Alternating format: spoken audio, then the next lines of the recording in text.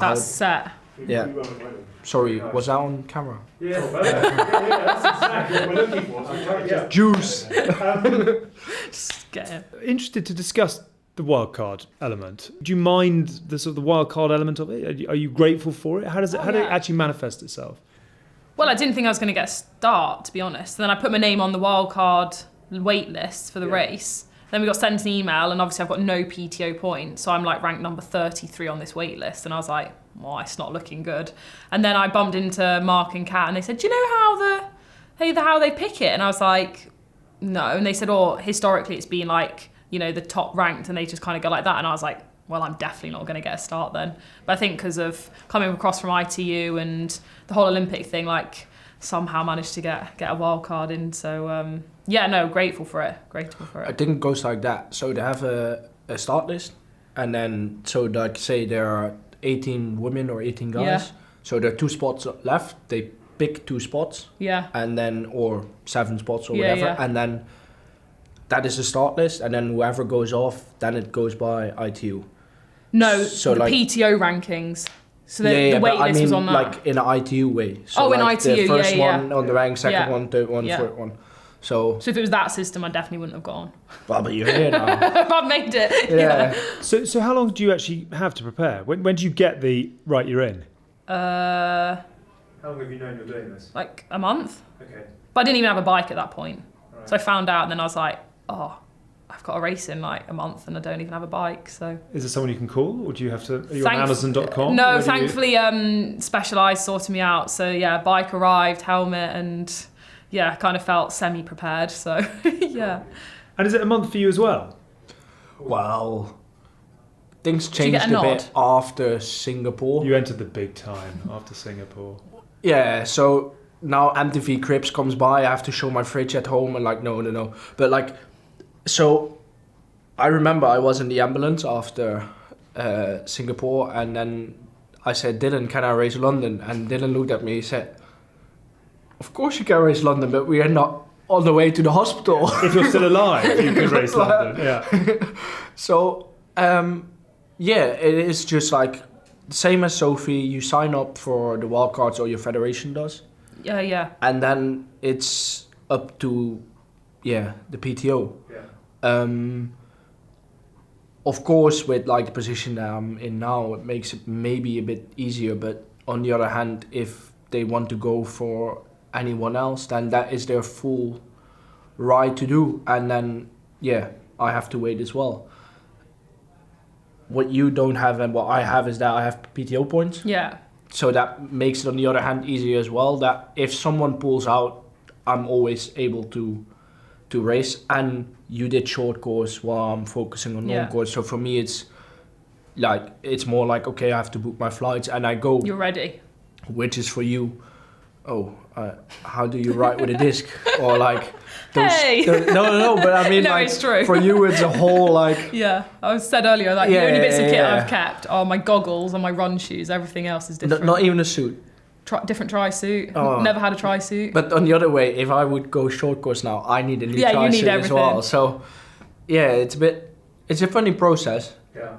But on the other hand as well, like, okay, you know it maybe 3-4 weeks before, but everything is dedicated to that. Like, you try to maximize most of your time with the limited time you have. So like all your sessions are on the TT bike, all your preparation is like, okay, this is my shot, and if I take it, then I could potentially be up for more, and if not, then back to being on the wait list. You said you arrived yesterday, is that right? Yeah, and you said it's been quite a whirlwind to get up to speed with, and you mentioned you're sort of searching for kit at the moment. What advice would you give Sophie about race day as a wildcard? Don't think. You're so strong as a short course athlete from being in the PTO. This is way closer to an Olympic distance than a 17.3. You have the swim speed more than enough. Like, probably you're one of the fastest swimmers, if not the fastest swimmers in here. That TT bike, if you know how to ride your bike, so we don't need to but we don't, like, they don't need to teach you how to corner or anything. You just need to get used to the position and the bike, but you can ride your bike. And the run, it is long, but as long as you fuel and if you don't like go out as an ITU style, but like a bit hold back, patience, you will be completely fine. Like I'm really, okay, I gotta say it out loud. I'm not surprised if you get in top 5, to be honest. And I don't want to. I don't want to. No, I don't want to pressure you at all. But like the speed and the amount of hours that we train compared to short course athletes, I think there's nearly no difference in it. The only difference is that we maybe do an extra long ride on a TT bike, or a pair just that specificity. A pair of efforts more on a TT bike. But yeah, the swim speed and the run speed is basically the same. Oh, and we don't do brick sessions anymore. Sack them off. It's only been 24 hours, but what differences have you noticed stepping into T100, if any? I think obviously the environment's different from like ITU. Obviously, you're staying with all athletes from different nations. Like normally we're just in our own GB bubble, kind of, separate. I felt really welcomed with everyone in here. I'm meeting people that I've never met before and kind of catching taxis together and stuff like that. So that's been really nice. Although I've come into an environment that I know a handful of people, from short course and stuff like that, like everyone's been kind of like, welcoming, inviting people on. And I think from like a personal like training side of things, like I definitely haven't done the same like super high intensity stuff over the last few weeks, and just trying to do more of that like upper aerobic threshold work. So that's been a big change for me. But yeah, I'm excited for Saturday and seeing what else I can learn from everyone else. I don't know how it compares with others, but certainly T100 has ambitions of big music and big characters, and it is a big product that is on the way. You'll know much more after the weekend, but does it look like the kind of show you want to be a part of on a longer term basis, or is it just let's see what this weekend brings? And I'd love to love it on Saturday, and I'd love to have a decent debut on Saturday as well, and being part of the the T100 moving forward. It's a select group of athletes that get those contracts, and to say I'm one of the best, I'm one of those 20 athletes that are contracted for these races, like that would be amazing, but I have no idea how Saturday's going to go. I've kind of already openly said that one's maybe not enough to fully make my mind up, and putting my name on some other wait lists for the rest of the year, just to give myself the opportunity to kind of learn and make an informed decision for what the future looks like. What about you, Youri, and the opportunity of a contract? How big a motivation? For next year? Yeah. I just try to think about Sunday and whatever comes my way. I always think like this, when the PTO came around, they had that race in Daytona. I was not part of it because I was still figuring out my ways in short course.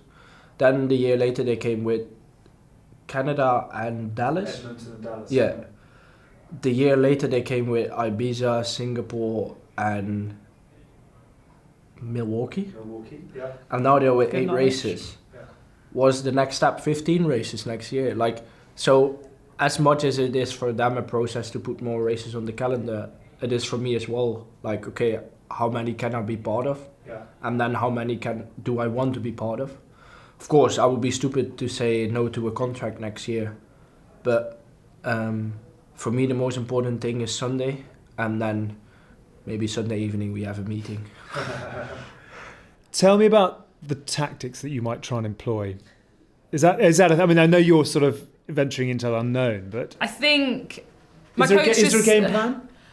I mean, from my ITU race, it's no secret that I will try and swim at the front, try and swim with Lucy, and I've swam. She's obviously done some stuff in World Triathlon, and I've swam some stuff with her as well. So I'm not going to sit here and be like, oh yeah, well, it's probably what I'll do. I'll definitely try and swim with Lucy, and hopefully have a bit of a gap getting onto the bike, and then from then on, I kind of spoke to my coach, and we were like, do you try and hold this power, and he was like, you've done triathlon since you were 8 years old, like. Okay, and when you're a kid, it's different, but like you've been doing triathlon of some capacity for over 20 years now. Like how to race, like you just race what's in front of you. And I think for me, that's what I'm gonna do. Like I'm obviously might blow up at certain points, or it might just not work out how I wanted to work out. But I think if I can just race aggressively and kind of go with what's happening and just learn from it. And at least I'll know, do you know what I mean? If I finish and, I got to 10K on the run and absolutely imploded, well, at least I know where the top girls are, and I know where my limits are moving forward and where to work on and stuff. Like, I'd rather that than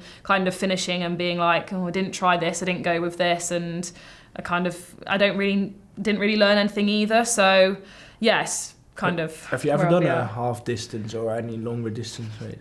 Should I scare you or not? So I did. Here we go. Confidence. I did my first half distance, and I came off the bike, and I had like for 15 kilometers cramp in this muscle long. No, don't tell me that. Just make sure you drink enough. Yeah, okay. As well the days before the race, so that doesn't happen. But my advice would basically be like, don't look at that power meter. Yeah. Just go with what your gut tells you to do. Like. Race what's there. While you're out there for 3.5 hours, why would you not make fun? Like, you're a strong enough swimmer, pretty good on the bike. Like, just go with as it is. Go as it comes. Like, yeah, I had situations in the race that I just, my gut was telling me something at that moment, and I went for it. And sometimes it pays off, and sometimes it doesn't. But like, you should know. Like, you're strong enough as an athlete to make it to the finish line. So, and is that how you'll approach Sunday? Do you sort of just, you see what's in front of you and race that, or have you got a game plan in mind for how you want the race to unfold for you? So basically, we train day in, day out, and I always see it like my body is an engine, and I do everything to make that engine as efficient and as smooth as possible. But because of the training process and everything, I create tools. And with those tools, I try to manage every situation in the race to my favor. If I can't, I basically don't have the tools yet, or I'm not using the right tools. So that's a bit how I go. I try to go with the flow of the race. And if I feel something like, okay, this is the moment, then and I can take it, I try to take it.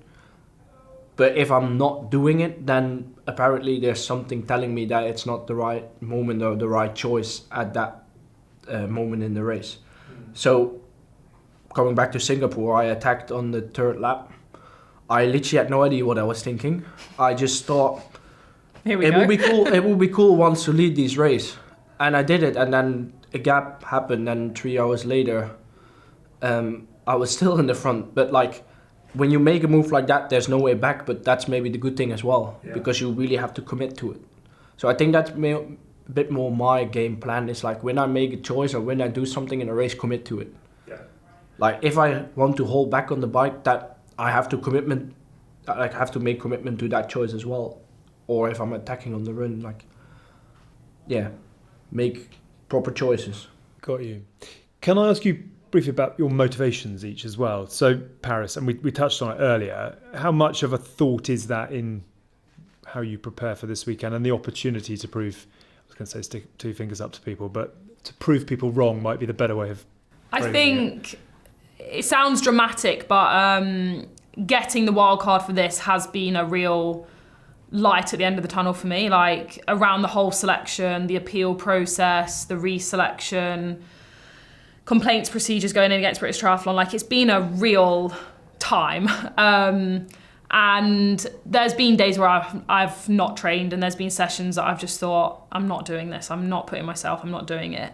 And there's obviously been people at home, my husband Tom, my mum, my best friend Liv, like, they've all kind of played their part in just getting me out the door sometimes and keeping my head above water. So getting that, email to say, we're giving you this opportunity has been the motivation for me over the last 3-4 weeks. And it's obviously only 3-4 weeks, it's not years, but at a time when I was at one of my lowest, like, it kind of was that silver lining. So for me, it's been incredible to have that focus and have something to train for and aim for.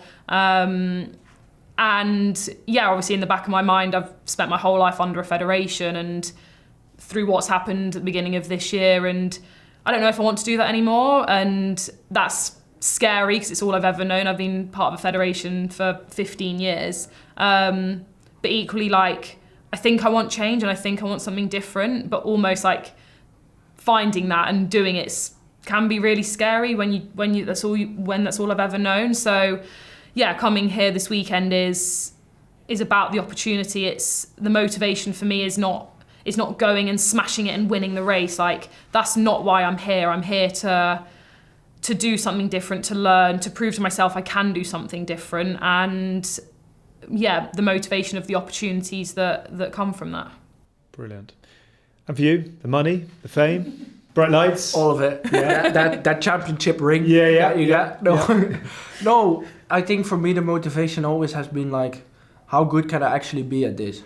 Like, if I dedicate myself 10 years or longer towards a sport, if it's possible, like all errors calculated out, like having an accident or anything like that, hopefully not, but like just if I have 10, 15 proper years to dedicate myself to a career as hopefully I'm building now, how good can I actually be? Is it really something that is this the reason why I've been put on this world?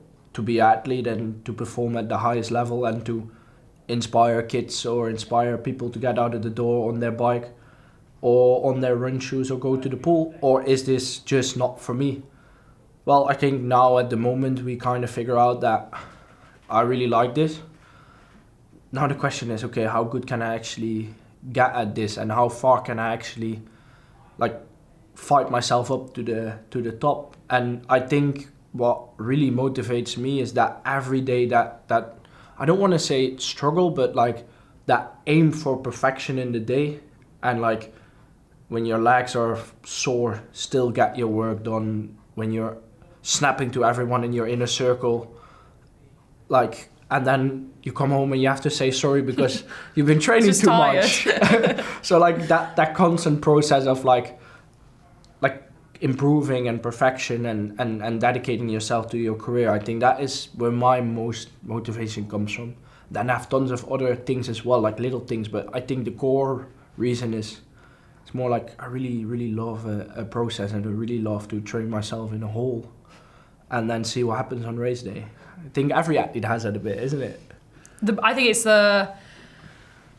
you sit down, you make the goal, and it's not the goal of winning this, it's the goal of, every day, every week. What does this look like? What does the next bit look like? But I think that was, as you said, for you as well, like after the selection with the Olympics and everything, and like the fact that you had some kind of goal, again, you had no idea what it actually was, but like something. You still want to perform on it. Like you don't want to let that wildcard go to waste, and then dedicate yourself, even if it's 2 or 3 weeks, towards that end goal. Yeah. And then, I really do hope that when you get to the start line Saturday, that you think like, hey, this is actually relaxed, because that was what I was always feeling when I came from short course to long course, that you don't have criteria, you don't have to smile to people to go to a training camp or like be part of the next race. Like, no, you set just, your own. You go there, you do your own thing, and you write your own story.